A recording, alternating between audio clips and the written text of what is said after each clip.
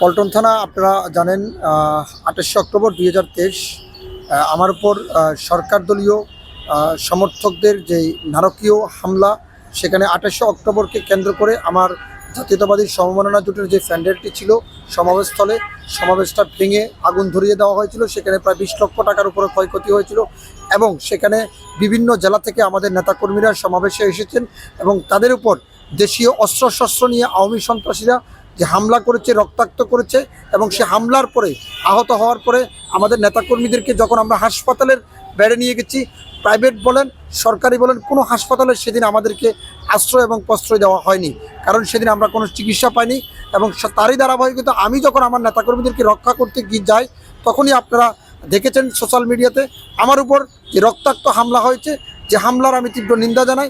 ওই হামলার ধারাবাহিকতায় আমি আজকে পল্টন থানায় আপনার ৯৭ জনের নামে একটি মামলা করেছি।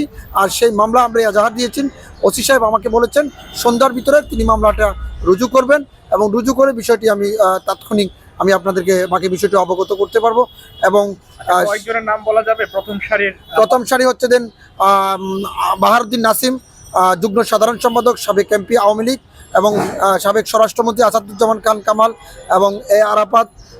তারপরে যে আওয়ামী লীগের অনেক নেতৃবৃন্দ ওখানে উপস্থিত আছেন, আমি যদি আপনাদেরকে নামগুলো একটু বলি, সেখানে আছেন সাবেক এমপি খুসরু, সাবেক এমপি মুজিবুর রহমান নিক্সন, পারজানা শাম্মী, সাবেক মহানগর আওয়ামী লীগের নেতা সাদ্দাম হোসেন, ছাত্রলীগ সভাপতি শেখ ওয়ালি আসিফ ইয়ান, সাধারণ সম্পাদক বাংলা ছাত্রলীগ, সাদাত হোসেন, অজ্ঞাত আওয়ামী লীগ ফেনী সমিতি। এভাবে আপনার ৯৭ জন আছে এবং আরও অজ্ঞাত আছেন প্রায় ১ থেকে ২০০ জন। এখানে মামলা করার আশ্বস্ত পেয়েছে ডিএমপি কমিশনার, একটি ব্রিফিং করেছিলেন গত পরশু। সে বলছেন যে কোনো ব্যক্তি তার অভিযোগ সঠিকভাবে যদি প্রমাণসহ নিয়ে যায়, আমরা তার অভিযোগটি দায়িত্ব সহকারভাবে নেব। এবং আমরা থানার যেহেতু বর্তমান পরিস্থিতি ৫ তারিখের পরে পরিস্থিতি অনুপাতে আপনার থানার কার্যক্রম প্রায় অনেকটাই বিলম্বিত হচ্ছিল, পুলিশ তার সঠিকভাবে কাজ পরিচালনা করতে পারছিল না, তারই ধারাবাহিকতা একটু বিলম্ব হয়েছিল। আমি আমার দলীয় নেতাকর্মী এবং উচ্চ মহলের সাথে যোগাযোগ করে আজকে এই মামলাটি করা। আর মামলা তো যে কোনো মুহূর্তে করা যায়, অসুবিধা নেই। পুলিশ থেকে আমাকে যিনি ওসি সাহেব বলেছেন, আমি আন্তরিকভাবে এটি আমার মামলা নেওয়া আমার দায়িত্ব। তারপরও যেহেতু পলিটিক্যাল মামলা, আমি ঊর্ধ্বতন কর্তৃপক্ষকে বিষয়টি অবগত করেছি। আর একটি বিষয় বলছেন যে এখানে কোনো আমাদের পুলিশ সদস্যরা কোনো জড়িত আছেন কিনা, তার মানে পুলিশ সদস্যরা যদি জড়িত থাকেন মামলাটা তারা নেবেন না। তো আমি বলছি এখানে কোনো পুলিশ সদস্য আপাতত নেই, আর ভবিষ্যতে দেখা যাবে বিষয়টি।